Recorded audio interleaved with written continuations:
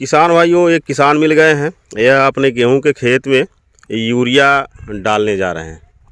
चूँकि इसमें सिंचाई कर चुके हैं तो यानी कह सकते हैं कि पहले पानी पर पहला यूरिया देने जा रहे हैं। किसान भाई से जानेंगे कि पहला यूरिया देते समय उसके साथ क्या क्या मिलाने जा रहे हैं, तो और भी कई तरह की जानकारी लेंगे। खरपतवार के लिए एक दवा डालें हैं नहीं डाले हैं, और बुआई के समय क्या फर्टिलाइज़र दिए हैं, क्या सावधानी रखते हैं, सब कुछ जानेंगे इनसे।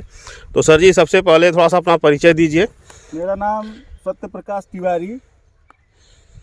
मैं डालने जा रहा हूँ खाद। इसके साथ मैं डालने जा रहा हूँ ये मोनोपोलिन। ये अनेकों तत्व की दवा है। इसमें बताते हैं 61-62 तत्व है, जो कि नॉर्मल किसान भाई डालते हैं, जिंक और सल्फर। तो हम ये दवा डालने जा रहे हैं। किस कंपनी का क्या है इसको उतना नहीं, हम किसी कंपनी का प्रचार नहीं कर रहे हैं। इसको हमको जानकारी मिली, बहुत अच्छी दवा है, तो इस साल हम यही डालने जा रहे थे। हर बार तो हम डाल रहे थे यही सल्फर जिंक, तो इस बार ये वाला जिंक डाल रहे हैं। तो अच्छा, मोनो जिंक है 33%। हाँ, मोनो जिंक है 33%। और ये सबसे बेस्ट दवा जिंक माना जाता है, स्प्रे के लिए भी और छिड़काव के लिए भी। अच्छा, इसको आप छिट्टा भी लगा सकते हैं, यूरिया मिलाकर कोई स्प्रे भी कर सकते हैं। हाँ, स्प्रे में और बढ़िया काम करेगा। जो किसान भाई कम खेती है तो स्प्रे करें, यूरिया डालें और नैनो यूरिया का भी छिड़काव करें स्प्रे डाल के। ये इसमें क्या है कि स्प्रे की में लागत ये है कि आदमी का मजदूरी है। इस समय 40 रुपये डब्बा छिटाई है। अच्छा, तो 1 बीघे में अगर आदमी 6 डब्बा डाल रहा है तो उसका कास्ट बढ़ जा रहा है। लेकिन जो छोटे किसान हैं वो अपने हाथ से डालें, क्योंकि ज़्यादा से ज़्यादा गोबर की खाद यूज करें। और इसके साथ क्या क्या मिलाएंगे अभी? अब इसके साथ ये जिंक डाले हैं, और कुछ तो इसमें मिलाएंगे नहीं, यही जिंक और सल्फर। और ये बायोबीटा रखे हैं, इसको नहीं मिलाएंगे? बायोबीटा डाले हैं, इसको दूसरे खेत में डालेंगे। अच्छा, इसका शोध करेंगे। ये अलग इसमें ये डाले हैं अच्छा, मोनोपोलिन, और दूसरे खेत में बायोबीटा डालेंगे और अंतर देखेंगे। और वैरायटी की बात करें तो ये कौन सी वैरायटी है गेहूं की? गेहूं की वैरायटी है ये 2967। अच्छा, 2967 है। देख लें, कल्ले का फुटाव बहुत ज्यादा हुआ है। हाँ, हर पौधे में काफी करचानी। बीज आप कम डालें खेत में? ना, एकदम हम मैक्सिमम बीज यही 20 किलो बीघा के रेट से बुआई करते हैं। तो बहुत ज्यादा डाले हैं, 60 किलोग्राम प्रति एकड़। हाँ, तो देखिए बीज ज़्यादा रहेगा, ज़्यादा पौधा रहेगा, तो उसमें ये एक फसल की ज़मीन है ना। अच्छा, सिर्फ गेहूं भर बोया जाता है यहाँ पर।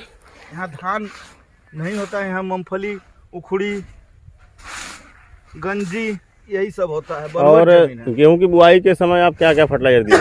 गेहूं की बुआई के समय में हम फर्टिलाइजर यही डाई डाले थे। अच्छा, और गेहूं के लिए प्रॉपर डाई डालते हैं। और हमारा यही बगल में आलू है। अच्छा, आलू के लिए हम सुपर पोटास यूरिया और कुछ डाई का भी प्रयोग करते हैं। गोबर की खाद भी हम 1 साल डाले थे। अच्छा, उसमें हमारे तत्काल गोबर की खाद डालने से, तत्काल बुआई करने से इसका जो उपज होगा, दाना होगा, दाने में धब्बा हो जाता है। अच्छा, और इस साल खाद डालें और अगले साल के फसल में उसका बेनिफिट मिलेगा। तत्काल आलू में देसी खाद डाल के और तुरंत बुआई करने से जो दाना पैदा होगा उसमें फंगस रहते हैं, उल्टा सीधा दाना भी रहता है। उसमें जहाँ गोबर लग जाता है वहाँ गड्ढा हो जाता है दाने पे, तो फ्रेश नहीं हो पाता है। तो अपनी गेहूं की फसल में आप कितनी बार सिंचाई करते हैं?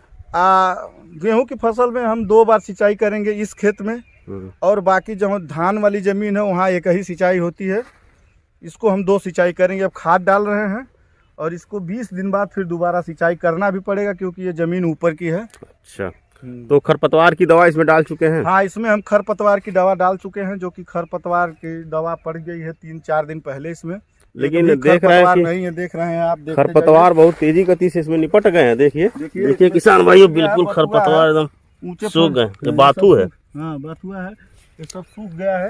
अच्छा, और बहुत अच्छी दवा काम की है। देखिए 3-4 दिन में उलट गया। हाँ, 3-4 दिन में पूरा एकदम खत्म हो गया। अच्छा, अब हम जो इसमें खाद डालेंगे वो सारा का सारा जोड़ पौधा लेके एक बार भागेगा, और हमारी फसल 10 से 20 दिन में ये हमारा दिखेगा नहीं, जो खाली ये पैर है इतना ही दिखेगा नहीं 20 दिन में। तो कहने का मतलब है कौन कौन सी दवा डालें खरपतवार की, इसमें बहुत तेजी से काम किया है? खरपतवार के लिए हम दवा डालें, हमको उतना नाम नहीं है, 3-4 दवा है हमारे पास, वही खेत में पैकेट हम ले आके आपको दिखा रहे हैं। लाइए।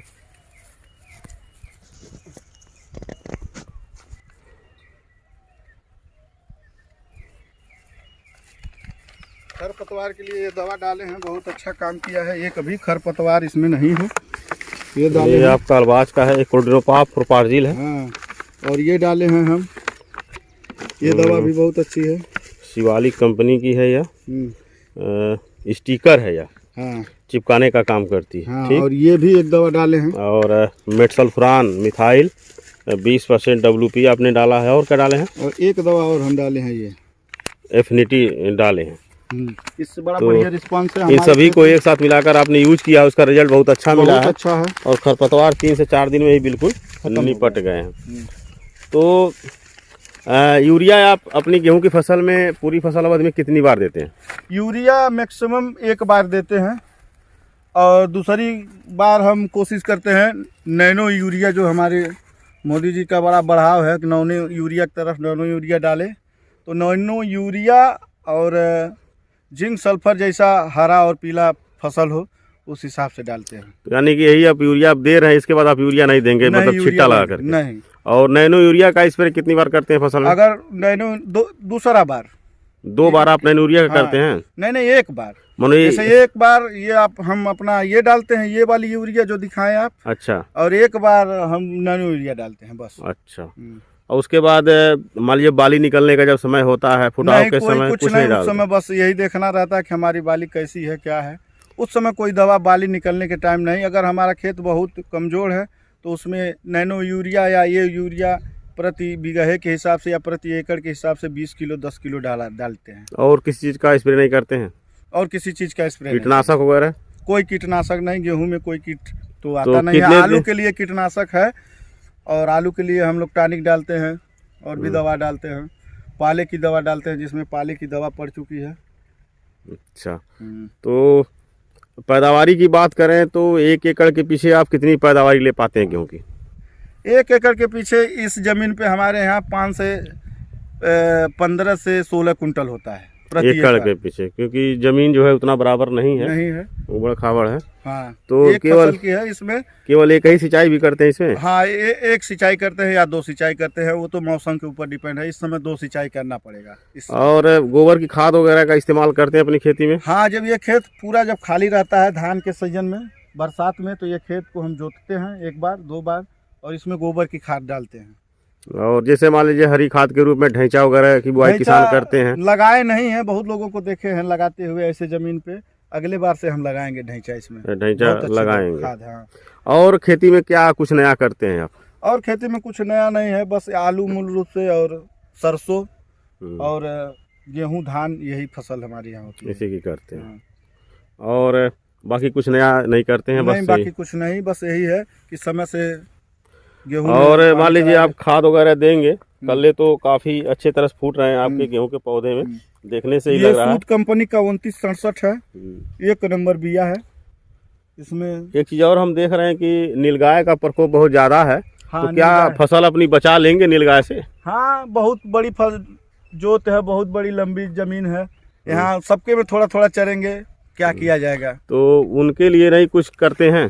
उनके लिए वही डालते हैं, ये स्मेल की दवा जो आती है, आपका क्या नाम है, फोरेट वगैरह डालते हैं बस, और कुछ नहीं डालते हैं। कभी बिया छीट देते हैं। अब गेहूं आलू है हमारा, बंसुअरा खनेगा, इसमें नाई के दुकान से जो बाल आता है, हाँ। उस बाल का छिड़काव कर देते हैं तो बंसुअरा नहीं लगते हैं। अच्छा, इसमें बाल छीट देते हैं, उसमें हाँ, कुछ तो मिला करके कि सिंगल बाल ही छीट देते हैं? सब सिर्फ बाल ही छीट देते हैं, बालू में मिला के, तो पूरा एक भी बंसुअरा नहीं आता। आलू की फसल में बंसुअरा नहीं रखते हैं। हाँ। तो नाई के वहाँ जो बाल बचा रहता है उसको लग छीट देते हैं। हाँ।